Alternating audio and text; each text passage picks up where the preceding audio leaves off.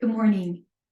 How many of you have experienced deep loss? And when I'm talking deep loss, I'm talking about the kind that just cuts you to the core, hits you hard, rips your heart out. This could be miscarriage. This could be loss of a parent. It could be loss of a child through suicide, addiction. It could be losing a parent to Alzheimer's, dementia, infant loss, pregnancy loss, any of that. Anybody had that? Yeah. Today, we're not going to compare loss because loss is loss and loss is hard. And as grief expert David Kessler says, the worst loss is always yours. I want you to think right now how you are feeling about your loss. 84% of those who have lost loved ones feel sadness, and 42% feel intense pain, sadness, continual thoughts about that. If you're there, you are in good company. I've been there. 20 years ago, almost 20 years ago, I found myself unexpectedly, but delightfully pregnant. And I knew this was my girl. I knew it was my girl, even though it was my fourth pregnancy. And because I had had previous miscarriages, as well as an extreme premature birth of my son, I was considered high risk. And so I was seeing all the doctors, all the things, and everything was looking up.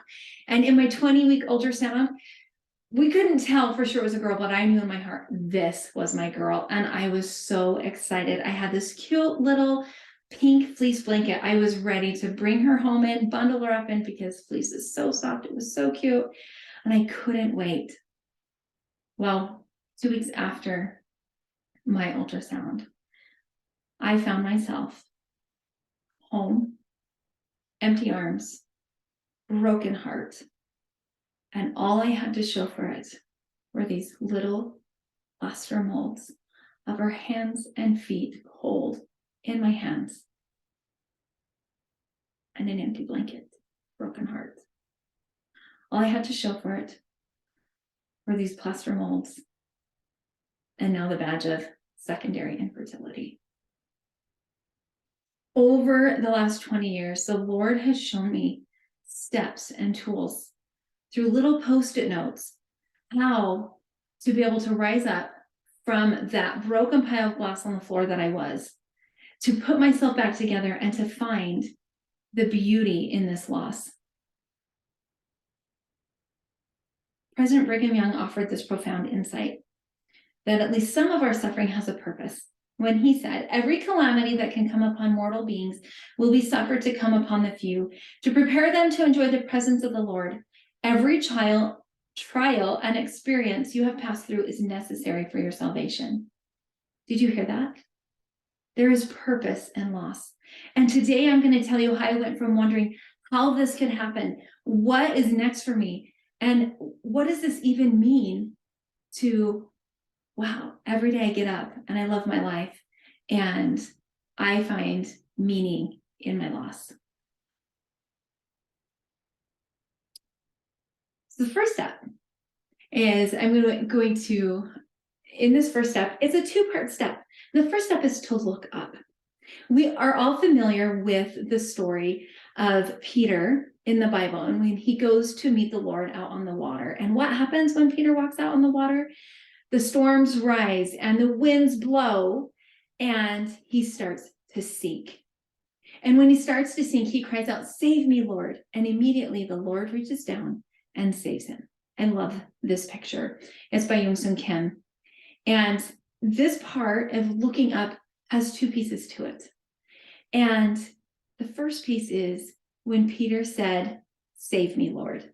The first step that we have to do when we are grieving and in intense pain is to acknowledge where we are.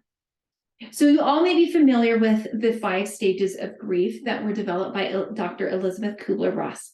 And as you look at these up here, so you're all probably very familiar with them, because when you are in deep loss and grief, we go through these stages.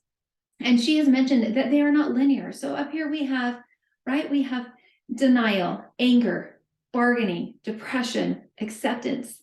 And these are different stages, but we're not going through these like a checklist. It's like, oh, been there, done that. No, It can come over time. And I will tell you, first one to tell you, there is no timeline on grief. There is no time to be done grieving. And you're going to feel this just like Peter did in those waves. That is how grief feels sometimes, that you just feel overwhelmed, overcome, that you are knocked down by a wave and you cannot find your footing. And when you are in those times, you have to acknowledge it. So I want you to look at these stages right now. And two, I want you to write down, how are you feeling right now? What stage would you put yourself in? Write down some words that describe the emotions you're feeling. Okay, now that you've written those down, the second part of this of looking up is first, right? We say how we're feeling. The second step is you need to look up and see who's there. You need to act. You need to take the hand that is reaching out for you. Our Savior is not here with us right now, but there are people who are. He sends angels for us. When I was grieving, I had a friend who came over every single day, and she probably heard me talk about the same thing over and over and over again for days on end. But that was so healing for me. I want you to close your eyes right now and imagine what you're feeling. And I want you to imagine reaching down, looking up and seeing that hand reaching down to you, and you're grabbing that. Whose hand is it? Whose hand can you grab?